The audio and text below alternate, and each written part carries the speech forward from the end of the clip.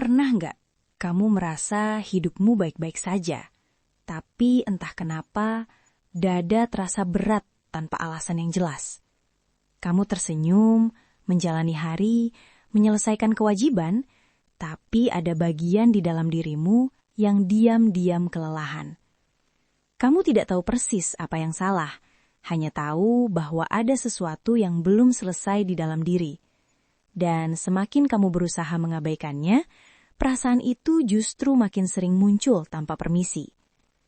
Mungkin kamu menyebutnya lelah, atau hanya fase buruk yang akan lewat.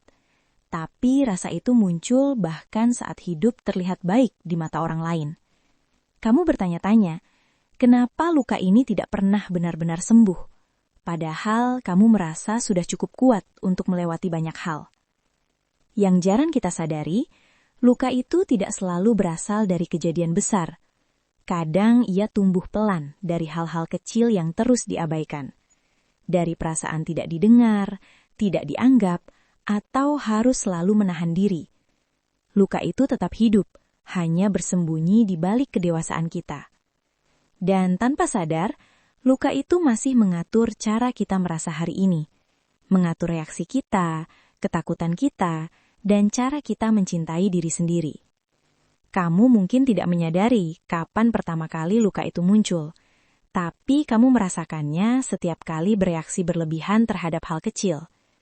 Setiap kali kamu merasa tidak cukup meski sudah berusaha sekuat tenaga, ada bagian di dalam dirimu yang selalu merasa harus membuktikan sesuatu. Kamu jadi terbiasa menahan perasaan, karena dulu mengekspresikannya terasa tidak aman.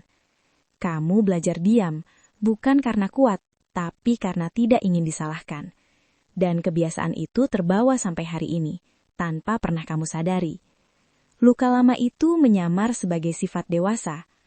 Saat orang lain menilai kamu dingin, sebenarnya kamu hanya sedang melindungi diri. Saat kamu sulit percaya, itu bukan karena kamu buruk, tapi karena pernah kecewa. Inner child itu tidak pernah pergi, hanya menunggu untuk diperhatikan. Ia muncul lewat rasa cemas yang tidak kamu mengerti asalnya. Dan semakin kamu menyangkal keberadaannya, semakin keras ia meminta perhatian. Bukan untuk disalahkan, tapi untuk didengarkan. Ada saatnya di mana kamu merasa sangat lelah, tapi tidak tahu harus berhenti di mana.